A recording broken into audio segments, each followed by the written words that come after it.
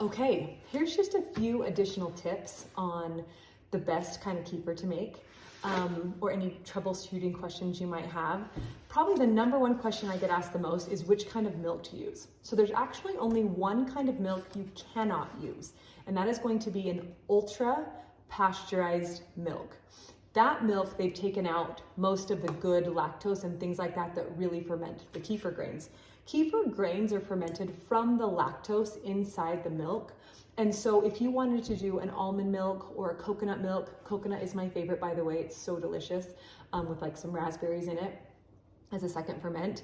But if you wanted to do a coconut milk or an almond milk, you need to make sure that every 3 times of doing kefir, you go back to the dairy milk, because it's in the dairy milk where all that lactose lives. So all those kefir grains absorb the lactose, and then the lactose goes out and feeds the bacteria, and that's how it ferments. So experiment with coconut milk and almond milk. Just make sure every couple times, 2 to 3 times, you use a dairy milk to beef those grains back up. If you have extra kefir laying around, you're not quite sure what to do with it, or maybe you're low on dairy, you eat low dairy, you can use this in any recipe. Like if you wanted to make a bread or a crepe, anytime you would use buttermilk, you can use kefir. It's great to use as chicken marinades just to kind of soften up the chicken. It makes a really yummy, tender chicken. So anyways, that's usually the kind of milk you need to use. Like I mentioned in the video, 1% is probably my favorite, but whole milk kefir is sure delicious and creamy as well. I choose to use 1% mostly because it keeps the saturated fat level somewhat at a balance. Milk is a saturated fat, just like a dairy, just like a beef, eggs, peanuts. Those are kind of saturated fats. Some people talk about, oh, those fats might be bad for me, maybe raise my cholesterol. But saturated fats are actually good for you when you eat them in a balanced way with the 2 other kind of healthy fats, which are polyunsaturated and monounsaturated.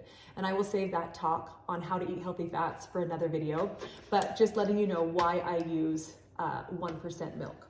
Then the other topic I wanted to just mention briefly too was this is the kefir that I just put the banana in, and I was gonna leave it out. I leave it right on the counter so that I can see it, because then I remember to walk by and see. The second fermentation of kefir with a fruit in it to kind of give it some flavor and additional probiotics ferments a little bit differently.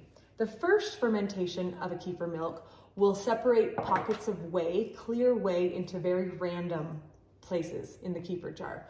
When you second ferment a kefir, the kefir whey and the curds kind of separate very evenly. So you can tell when this kefir is done second fermenting when there's just a clear ring of whey down at the bottom.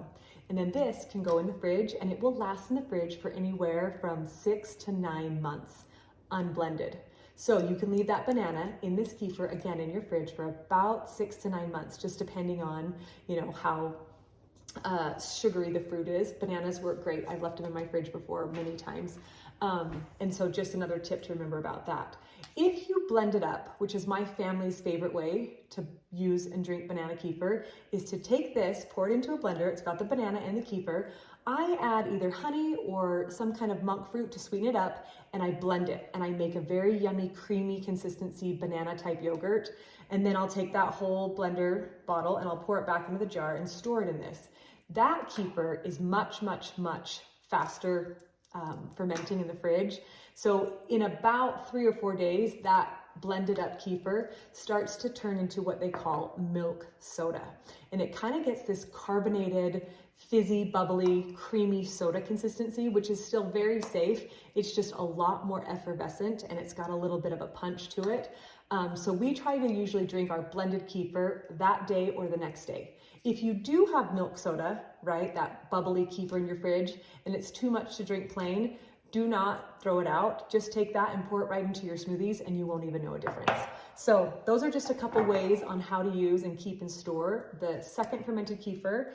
And if you don't want to second ferment it, you can just use the regular kefir and use that like you would any kind of a plain yogurt. So again, any questions, let us know.